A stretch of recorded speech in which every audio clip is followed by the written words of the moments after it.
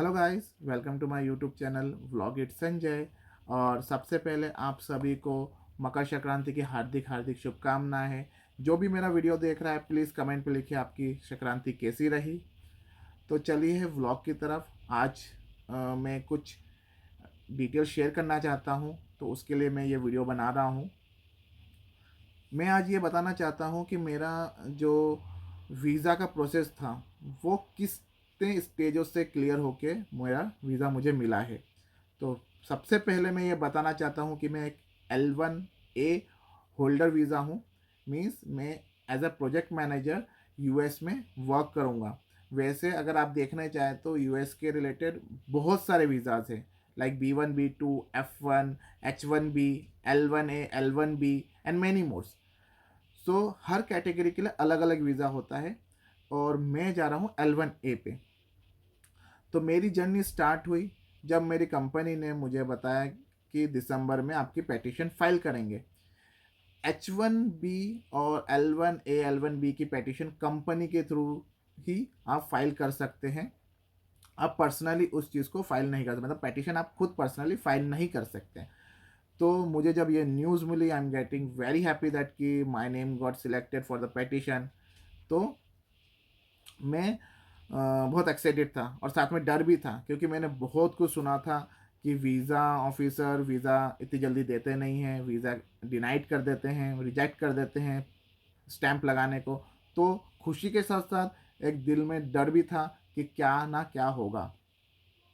तो जब मैंने दिसंबर में मैंने अपना पेटिशन के लिए डिटेल्स भरी, तो हार्डली 2 या 3 मंथ बाद मुझे अप्रूव पेटिशन मिली। तो समथिंग अराउंड फेब लास्ट में या मार्च स्टार्टिंग में मुझे पेटिशन मिल गया था। फिर मेरी नेक्स्ट स्टेप चालू हुआ कि सारे डॉक्यूमेंट्स क्रिएट करने का। तो मैंने अपना नया पासपोर्ट बनाया।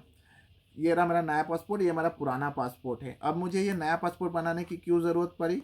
क्योंकि एक एक क्लॉज था।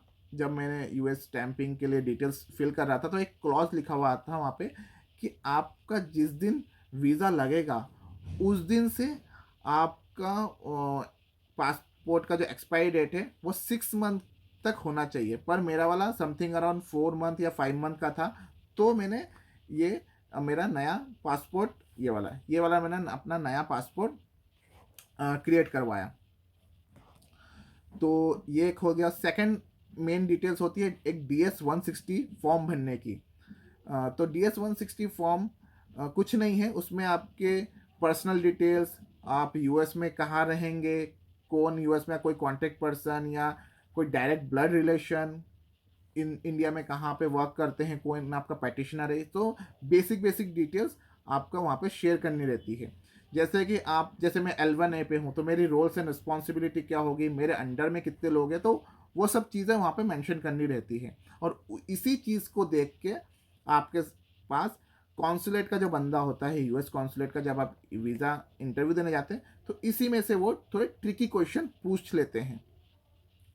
तो ये दो मेन चीज़ें मुझे करनी पड़ी, DS-160 और मुझे पासपोर्ट सबके लिए मैंडेटरी नहीं है, बट मेरा केस अलग था, मेरा पासपोर्ट एक्सपायर होने वाला था।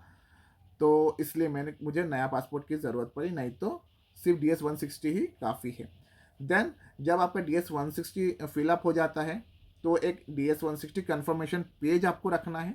ये आपको बायोमेट्रिक्स और साथ ही साथ आपको इंटरव्यू वाले दिन भी लेना पड़ेगा।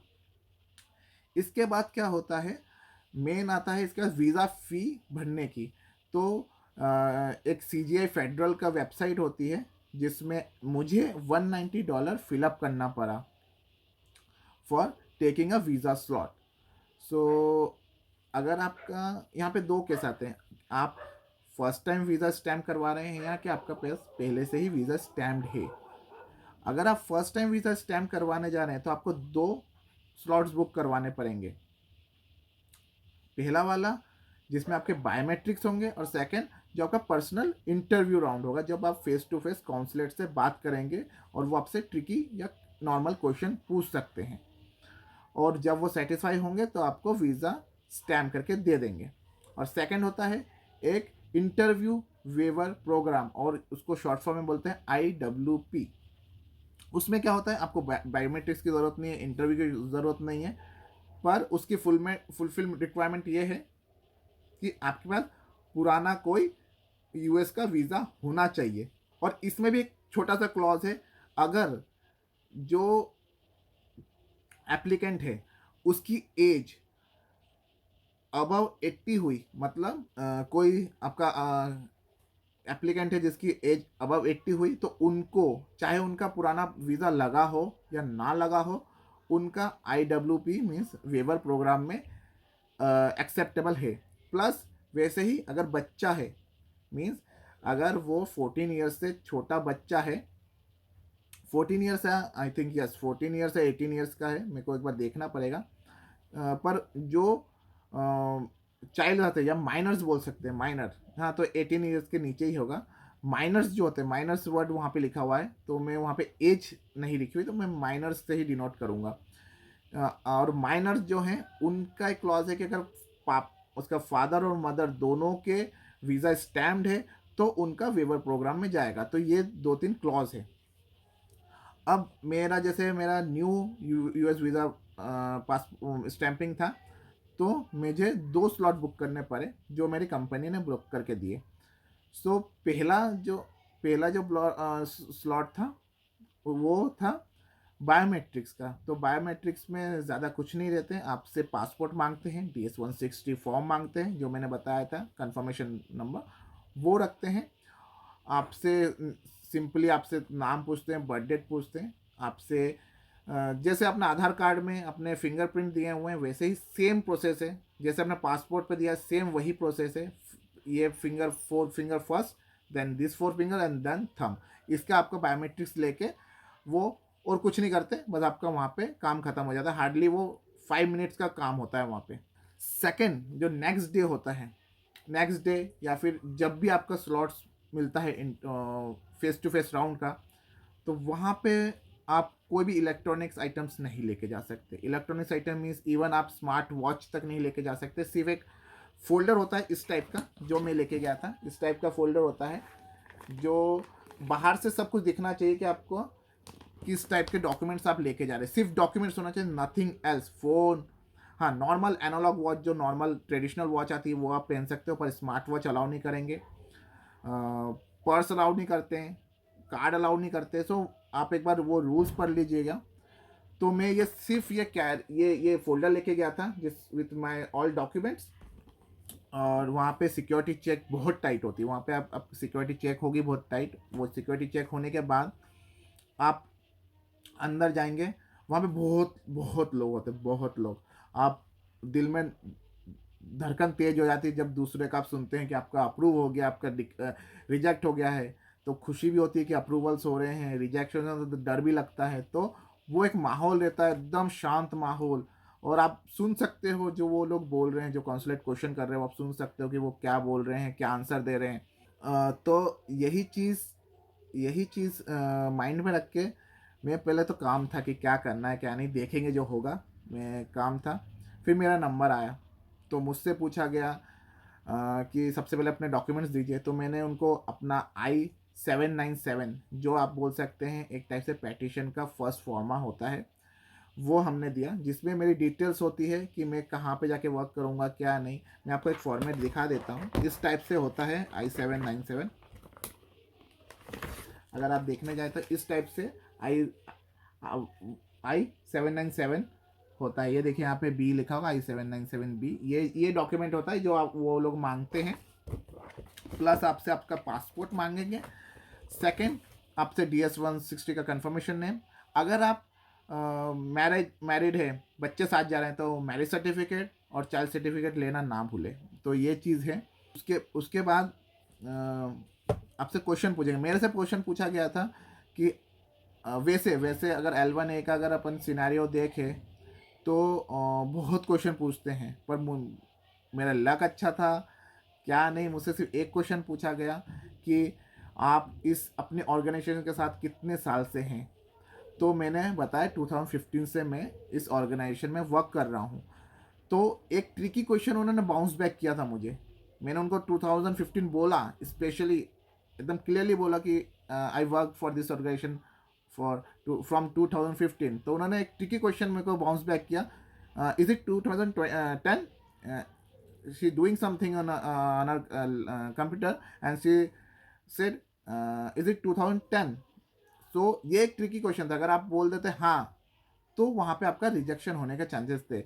मैंने बोला no, it's not 2010, it is 2015। तो उन्होंने बोला ओके ओके ओके।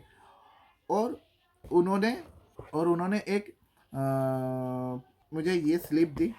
उन्होंने मुझे ये एक स्लिप दी यूएस कॉन्सुलेट वालों ने, और उन्होंने मेरे को बोला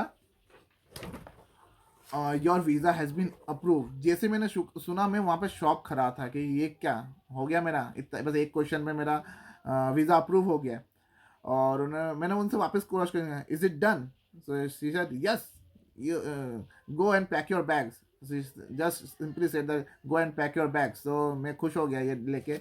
और हाँ, एक चीज़ नोटिस करने की है, अगर आपका वीज़ा अप्रूव होता है तो वो लोग पासपोर्ट रख लेते हैं, इसका सीधा सीधा मतलब है वो आपका वीज़ा अप्रूव कर रहे हैं। अगर आपका पासपोर्ट वो लोग वापस कर देते हैं, मीन्स आपका वीज़ा वो रिजेक्ट कर रहे हैं। तो मुझे इतना करने में, आप देखिए मैंने दिसंबर में चालू किया था सब कुछ करना, और मुझे नवंबर में जाके